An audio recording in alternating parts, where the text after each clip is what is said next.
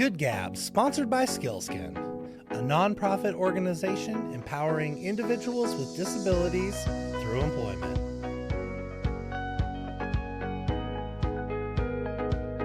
Hey, Good Gabbers, how's it going today? Today, just a special guest. This is the executive director of Joya, an organization that is close to my heart, and I know many of you. This is Colleen Fuchs. Welcome to Good Gab. Thank you. I'm excited to be here. Thanks for inviting me. Absolutely. We're excited to have you. So, well, tell us what Joya's up to right now. It's like, we know the Penny Drive just happened. I was there. I was up on, Francis this year. I love that. Yep. That was a great, multiple corners. It was. You were with the Shade Old cheerleaders. Yes, they rocked it. That was it's always an exciting spot, but I heard it was especially exciting this year. So, well, that's funny. We normally had been up on the South Hill on 29th. One of my dearest friends, Ben Raskoff, is on your foundational board.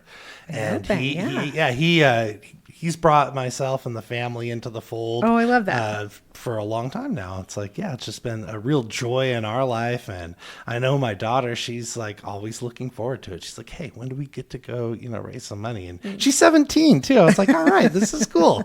This. I was just going to ask you how old. That's a great thing for a teenager to get behind some things, you want them to be energized. Heck yeah, I know. We're talking on this show a lot about, that how to be a servant leader, that servant's heart. How do you get involved? And, in our experience at home is just like, we just got to show up at first. Just get some people, start. Right? Get some people, have your kids have some experience. And yeah. And it's such a great thing to see as a parent. It just, it brings hope into the world. It makes me, that's why I loved being a teacher. Seeing the energy that kids bring just wherever they go. It's just life. It's very exciting. And it makes me really hopeful for our future. Well, we all need some more hope in our lives, right? Yes, we do. You were a teacher? Yeah, that's my background, was in early childhood special education. But then when my kids were little and growing up, I taught at the elementary school where they went to school. So yeah, I taught at pretty much every grade so I could stay part-time. I'd shift wherever. So I taught everything from preschool through 8th grade. Awesome. Was that here in town? Yeah, at St. Aloysius. Cool. All right. So it's the St. Al's world. You got to see it all. Yeah, it's where I went to school. It's where my dad went to school. It's where my kids went to school. Yeah. We haven't moved far from our little 400 block of Cinto. I love it. Spokane native. Yeah. I'm from Spokane too. It's like I'm like 4th generation on my dad's side. You get it. But I've been around. Yep. And it's kind of fun to see these generations of kids. When I was teaching, I would say to kids we haven't met, but I probably know your parents or your grandparents, maybe your great grandparents. So, I love that. Yeah. Well, that's cool. Well, then how did the world of Joya, come to you then? How did you get involved? Oh, it's a good question, and it actually brings me back to the neighborhood too. So it started when I was a special education student teacher at Gonzaga, and I was placed at what was then the Guild School for my student teaching, and small organization, but just did things so well, so thoroughly, and with such heart. It was just. So I had to leave there and go find another job. And I did. I was an infant development specialist in Idaho for health and welfare. And that was a good job too. But just nothing ever quite compared to the Guild School. Yeah, the magic of the Guild School. No. And then I have 4 boys. So when the youngest of my 4 boys was born, so 10 years after I did my student teaching, he had a massive stroke. When he was 16 days old. And, oh, wow. Yeah. That's scary. It was very traumatic for everyone, especially him, but for all of us as well. He wasn't expected to survive. He was, it was at the top of his brainstem, and so the sensory part of his brain was just obliterated. So he looked as though he was comatose, like couldn't hear, couldn't see, had no sensory awareness. And And when they first, explained what had happened, and they said, if he survives, don't expect he's ever gonna walk or talk or feed himself or be functional. And then they said, we're gonna life flight him to Seattle and hopefully, stop the bleeding. Wow.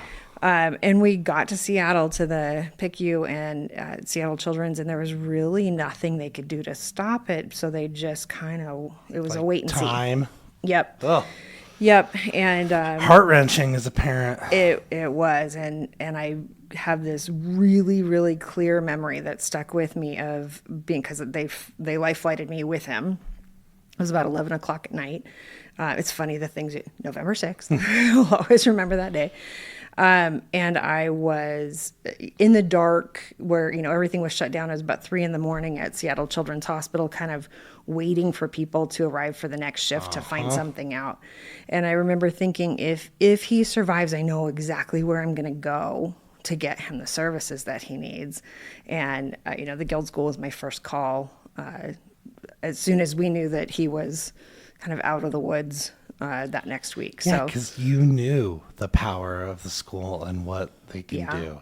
Yeah, and just that they would work individually with every single child and with us to help us understand him. And of course, that being my field of interest, I want to take it all apart. I want to know everything about everything that's going on. But that helps really, because like the medical side, it's like, no, I'm going to figure this out. Like, let's hit the books. Yeah, it's true. And for parents, you're learning a whole new vocabulary of all this medical lingo, and it's like entering a foreign land.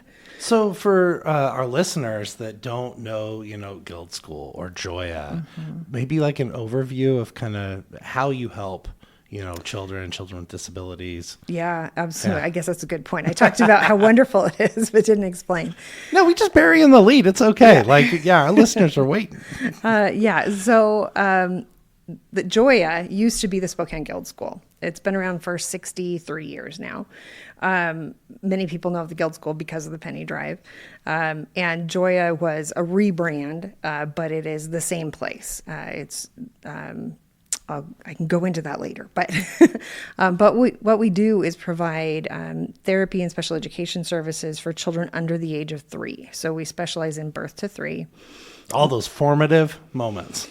The first 3 years are absolutely the most critical for brain and body development and social development and emotional development and all of those. Like all of it. All of those things, that make us who we are. And so we help parents can self-refer, or their doctors can refer, or we get babies straight from the NICU or wherever they come from. They call us and we say, great, come on in. We'll schedule you for an evaluation, and we'll give you this whole great complete picture of your child's development up to this point. And we look at their medical history, and we have a medical director, a pediatrician, Dr. Matt Thompson, who's also my brother. Nice. It's all in the family. He actually worked there. He worked there before I did, yeah. Which is interesting. But yeah, we can support the family with nurses and social workers, and we identify a family resources coordinator and connect them to every family as soon as they start. So we find out, what do you need? Do you need help navigating your medical insurance? Do you need housing? Do you need food? Do you need connections to jobs? Are you well connected to providers and specialists already? And are you good to go? And we can back off. But if not, be here when you call us. We'll slide in where we can, fill the gaps. Yep. So it's what a service, and it's such a critical moment. It is, and it's completely individualized for every single family, depending on their child's need and their need. So we're there to work with the child on their development, but we're there every bit as much to support the family through that whole process and whatever that looks like. For like a lay person like myself, it sounds smart to be working with family and the kids, 'cause it's got to be all interconnected. But is there more to it than that, or what's the magic in the whole family instead of the whole person? I guess that's really what I'm getting at. Right. It's a good question, and it's hard because it is so different. It looks different for every family. Yeah, as a parent, okay, let me use myself as an example. If anybody should have known what to do and how to navigate various systems, medical, education, all of that, I should have. I was Right, you were in the advising world. other people on how to do that. Yeah, and have the training and the resources to be able to do that. Every family comes to the table with something different skills. Every family has strengths. We want to build on those strengths, but we also want to help mitigate the needs. So if it's a need for education, it's a need for connection to specialists, whatever that may be.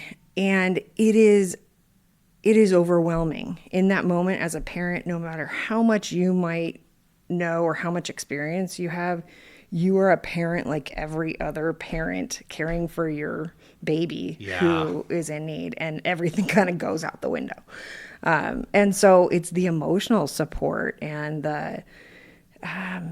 you have someone to go to. If you're somebody who needs to ask every question under the sun, there is somebody there that can help you. We might not be able to answer all your questions, But we're there. there, and we're walking the walk with you, whatever that looks like. People just need somebody to join them on their journey and support them. And that's why we're there. And we can provide all of the PT, for example, we want to a 1-year-old. But if the parent doesn't really understand what's happening or the point or like, that's great, you're working with them, but you're the expert and I'm just the parent over here. So we want to coach parents. We want to bring them into it. They are the expert on their child, and that they're the ones that will be with them, supporting them throughout their life. And see, we pick up that part at 15 years later, at SkillScan, when people are starting to talk about employment and whatnot. And so I definitely understand that aspect of the parents. Like, you got to get people on board that not only to know that their child, yes, they can work, but they're going to be pretty successful too. Right. And they just have all these barriers that have been created over time, that Yep. thinking their child isn't going to be successful. It's Right. like, it's not true. And we can show you the way. Right. And it might look different than what you think it might look like, but just be open. That's exactly it. It's also in those first couple of months and years helping parents kind of reframe. This isn't the way you thought it was going to go, and we get that, but it doesn't mean all hope is lost. And so families really have to go through a process of kind of mourning the child they think they were going to have. It never turns out the way anybody thinks it is. Yeah, ever. No matter what. But usually that learning coming to know your child happens over a period of time, and our families often have this kind of stark reality thrown at them suddenly. And so, and often I think medical professionals don't want to, artificially inflate people's expectations, or Right. they want them to understand the seriousness and needing to follow through on their medical care and all that. So sometimes it comes out as really doom and gloom. And that coldness that can happen. Yeah, and I know it's not intentional, Yeah. but it often just leaves people devastated. And so I think the very most valuable thing we can do is the very thing that carries on when they're teenagers and later in life, and that's helping parents understand your child does have strengths. And A lot of them. And we're here to help you uncover them and learn about them as a person, and then advocate for them while finding supports for the things that aren't their strengths. Yeah, it's incredible to be a part of that journey too, especially when, I know for myself, like when the parents they get it. Mm-hmm. Like, oh, okay, yeah, we can do this. Yeah. Yes, we can. Yeah. But, and then helping them also by letting them see and have relationships with other families that are a couple years further down the road, where they can see, oh my gosh, That peer family support, that seems really smart. How does that look at Joya? Like, how do you connect people up like that? Yeah, we're working on doing more of it right now because we moved into this new building. So back to your original question, what's happening at Joya? Everything's happening at Joya. I know your new building's so beautiful. It is. It's huge, and it's allowing us to do the things that we wanted to do that we haven't been able to do before. So kind of our hopes and dreams about being in the university district and having a space that was designed specifically for our families. And, you think, okay, great things are going to happen if we do this, but you never really know for sure. Right. And it's happening. Yes. Yes. Yeah. What a great feeling. It is a really great feeling. And I remember, like, if I remember correctly, I mean, this is many years in the making to get there. 22-year dream. Yeah. Wow. Yeah. It's something that our founding people had been working on for such a long time and waited for just the right piece of property, waited for just the right contractors, they were patient, more patient than I am. It's good to have those partners. Yeah, I do not possess very much patience myself either. But I get to do the doing part of it and the actually, making it happen, which is pretty exciting because they teed it all up for me. That's awesome. So what kind of services have come to light now? So we are still providing all of those therapy services along with the medical support and all those things that we always have. But in addition to that, we now have play groups that are open to the community. So children up through age 5, anybody can bring their child. You can look up on our website. Mondays seem to be the big playgroup days. But we have, various times with kind of a different focus for each playgroup. So there's one that's all about sensory play. So if you have a kiddo who hates to walk across the grass because it prickles their feet or maybe doesn't like goopy things, or they, have some food sensitivities, or bring them to our sensory group and we just play and do some fun activities, and they are kind of enticed when the kiddo next to them is finger painting. They're more likely to, get a little messy. So we use play in a very sneaky way. I love it. Yeah. And then we've got language groups. We've got a library story time. So teaching parents how to use, reading a book as a language opportunity for your young child, for your toddler, and just having fun with it. And it's, kids don't have to qualify for services. They don't have to have a delay, or we want everybody to come and join in and know that we're there as a resource. Really? Too. So parents, like, if they're listening right now, they can go to the website, see what's going on, and see how to access these playgroups. Yep. And what's that doing for the community? Like, how's that build community? Yeah, that it's a really good question, because some people would think, but what about, aren't you focused on the families you're serving? Yes, we are. And we're focused on true integration. So we want a fully integrated world. And so in order to do that, we have to bring people together. And so creating opportunities and like taking down the walls, the barriers, and the preconceived notions about, that's just a place where kids with special needs go. No, we're a resource for young families. Heck yeah. All young families. And if your child has additional needs, we have services for that too. If your child... It's a continuum of services. Yeah. And then parents are meeting each other, and those are the kids that their kids are going to go to school with, and it just hopefully breaks down barriers and educates. I don't even think it's hopefully. It has to. Like, it's hard to, I say this all the time. It's like hard to hate up close, right? Yeah. And, it's not quite that for parents, but it's like when people see people are different, it's like, no, when you're hanging out, it's like, oh, no. Right. That's just Ben or whatever. Exactly. Yeah. And sometimes people are just scared and intimidated. And when they meet this little kid roaming around, just doing funny things and being an adorable 2-year-old, I look out every day, having a bad day, look out in the hall and see 1 and 2-year-olds tromping down the hallway. And it totally changes your mindset. And once you see these little children in front of you, and then you might start hearing their story and realize, oh my gosh, they've been through a lot. Yeah. Tough. Mm-hmm. I know I was lucky to have some experience as a kid. I went to this program like once a week. We'd go up to Bryant School but the people with developmental disabilities were up there, and I'd never been exposed to anyone, and it was like, at first I was scared too. That's just the truth. I'm like, what is happening? Yeah. And then just started to meet people, and like you said, learn people's stories, and I was like, all right, they're like me.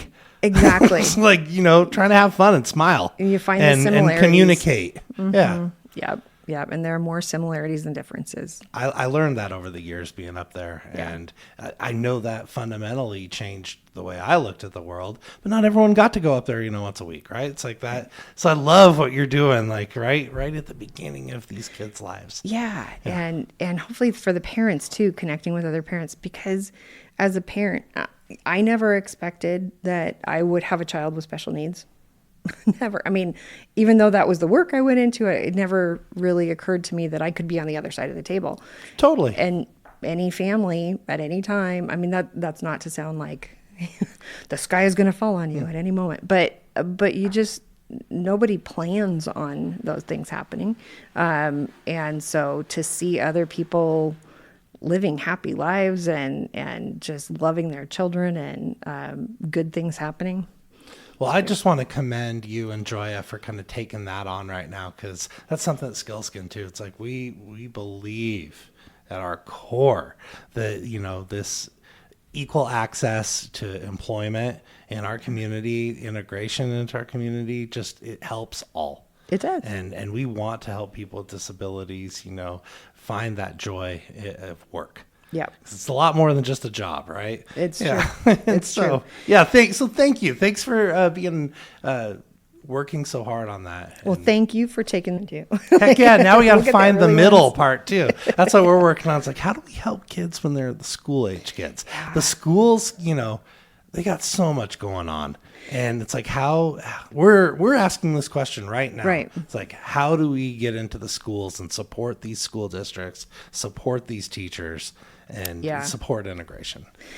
It's a question we all ask ourselves all the time. And one of the things that we like to remind ourselves of is if we do our job really, really well, we are connecting those kids to other kids. We're giving them the social skills they need. And even if, that cognitively they may still struggle through school, as my son did, school was not his strong suit, but socially he was such a happy, nice, friendly kid that got him through a lot of tough situations, and people wanted to help him and wanted to work with him. And so, giving kids and giving families these skills to kind of understand what things are they going to need some accommodations for? What things do you need to really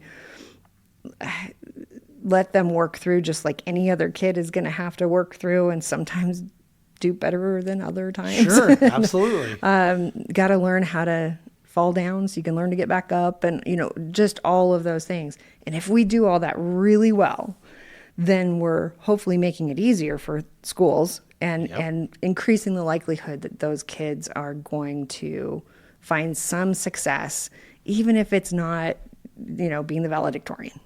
Yeah. But there are many other ways people can be successful in school and in life. Well, hear to that. I don't know. Colleen, I got a lot of hope right now. Yeah, it's good. This is very good. It's good. Well, so what's some of the future look like right now? I mean, you just got into the new building, but you're building programs. Anything that you can share with us right now that, you're thinking about? Or? I'd love to. So the play groups I already mentioned. We're also starting more parent education and I don't want to say parent support groups because that scares some people away, but just social groups for parents and education nights where we're focusing on certain topics. And so starting in July, I've just hired or changed positions for one person, and we're going to have a volunteer and community outreach coordinator who's going to help with those types of events and setting that stuff up. So really hopeful about that to support our families. And then we're growing like crazy. Enrollment's up 23% over the last year. Whoa, that's a big increase. Huge. We're planning on another. Can you handle that? We can. So that was one of the whole goals in creating this new space, is being able to accommodate twice as many children. So right now, let's see, I want to say this month we're serving like over 200 kids, 211, I think, something like that. And we're set to serve about 450 this year. when we decided to move and grow, the way they put it when they were first planning this, I think we had about 100 kids enrolled, and they wanted to double our enrollment. Well, that language stayed all along as we grew over those 20 years. So now doubling enrollment is 600 kids a year. Wow. But we are already, 23% closer to that than we were a year ago. So we're expecting another 23, 24% growth this year. So the need is just exceptionally high. It's huge. How can you fund this kind of growth? Like, how does that work? Yeah. Our funding comes from so many different sources. It's kind of hard to follow. You're like the layers of a croissant. There's just so many. Yeah. When I have brought on new staff, they're like, wait a minute, I don't understand this, especially if it's somebody who's not come from the nonprofit world. You're digging up funds from wherever you can possibly get support. But a good portion of our funding comes from the state Early Support for Infants and Toddlers program, which is funded with special education dollars. That's awesome that Washington State prioritizes this. Yeah, it is. And they've got a really strong system, a strong program. So they contract with Spokane Regional Health. Spokane Regional Health contracts with us and 4 other providers in the county. We are, as a nonprofit, we also help families afford the cost of the services. So, if you had a child with Down syndrome, for example, or with cerebral palsy or another issue from birth that might require a lot of therapies, your insurance doesn't necessarily change just because they need more. If you have, 16 therapy visits a year, just like somebody who needs knee surgery or something. Yep. You might have... you might hit that cliff. Yep. And once you've used those up, then you're paying out of pocket. And that doesn't change based on the child's need.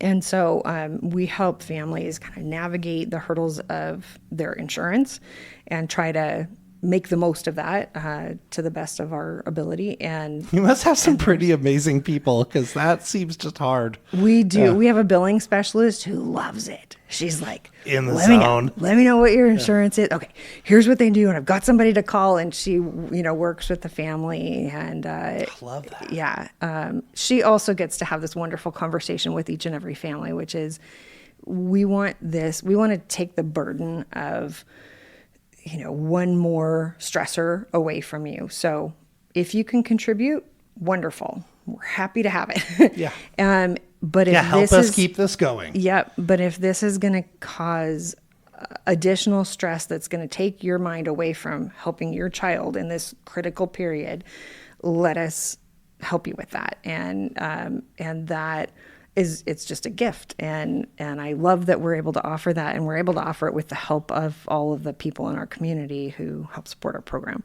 So we raise a little over $1 million a year to help with cost shares and copays. That's impressive. That's great that the community is like, no, we are in support. They really are. Huh. And about 70% of our families are Medicaid eligible. So we have a fair number of families who aren't required to pay cost shares and copays, but many people might also understand that Medicaid, unfortunately, pays their bills at a very low rate. Yes, they do, and slow. So, yeah, but we are able to serve every single family with the same really high quality care. And that's one of the other things that, sorry, I'm rambling all over the place. Oh no, this is so exciting. But with this new building, it was really important to us to be able to make a statement to every family that comes through the door that you deserve this amazing place that's designed for you. It's, we've got little tiny toilets and little tiny sinks and changing tables and just all those might seem like little things, but when you're and wide hallways and, when you're trying to navigate with a couple of kiddos and wheelchairs and equipment, and it's cumbersome, it's challenging. And so our organization, like a lot of other nonprofits, started in a church basement and then was in a borrowed school building that was... That's when I remember. It was up by my grandparents' house of Alberta. Yep, on Garland. And the Spokane Public Schools surplus that building 35 years ago and said, it's not in great shape, or, but if you guys want to use it, we'll let you use it. And they were very generous. Let us use it for $1 a year for 30 plus years. But we decided, our families deserve something really special. We want to send that message to them that they deserve the very best. And so, we're not accustomed to operating that way. We're used to, being as frugal as possible. But that also communicates something to our families, sometimes unintentionally, that, you're only worth what we can scrape up. And that's you're not part true. of this part of the system. Yeah. And so we wanted I love that vision. Yeah. We wanted to invest in our families and in their experience and their vision of themselves and what their children deserve. Well, you did it. and now, like you say, you're part of the U district. Like, how does that connect now with all the stuff that's happening with, the universities there, some of the, business incubators, the medicine, school of medicine that's happening? Like, how's that integration going? Right. We have a good problem to have right now, which is feeling like there's so many open doors that we're trying to... Great problem. Yeah, trying to figure out where to, what to put our efforts into.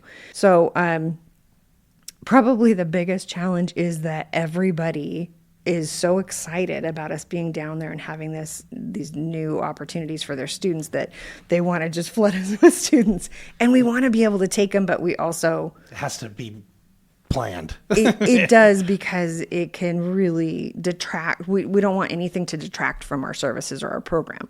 So we want to, we wouldn't want to sacrifice serving a family with the highest quality services in order to add a student into the mix. Makes sense. So yeah, just being really strategic about how many students we can take and how that works, and using them as an asset to the program, as volunteers, as in the best possible way, so that we can be true to our mission and collaborate with them to really train more professionals for the future to do this work. Yeah, well, it's incredible. Yeah, you get to be a part of that. That future of bringing people into this profession. It's true. Yeah. And the opportunities that they'll have the same joy that you got when you came in the first time. You're like, oh, I hope this so. is what I want. I hope so. And we see it, like right now we've got the pediatric psychiatry fellows that are here in Spokane doing rotations with us. So they're seeing kind of what does autism look like at its very earliest stages, and how do we decide when to diagnose, when not to diagnose? How do parents, when they're seeing a child, they often won't start seeing them till they're a little bit older, but what has that path looked like before they see them? And now they're getting real life training. Mm-hmm. Yep. Powerful. And some child development background that's otherwise not really built into their program. That seems kind of shocking, but I mean, there are only so many hours in the day. Yeah, exactly. Yeah. So, and then we'll have the pediatric residents doing residencies with us as well. And so those kinds of things, third-year medical students having experiences, thinking just because of this outreach we've been doing and the work to let everybody know that we're here in the community and we're a center of excellence and we're wanting to work with these students, every pediatrician coming out of the programs here will know what early intervention is, what early supports for infants and toddlers is. So they'll know how to refer a child, when to refer a child, what that looks like, what happens, once they get that referral.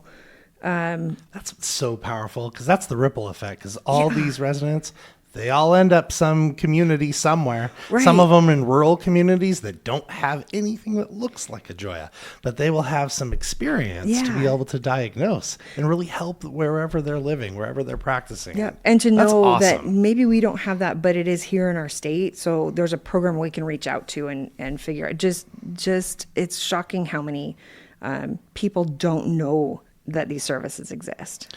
Well, I'm so happy that you've been able to join us today. And I know our listeners this is pretty exciting stuff.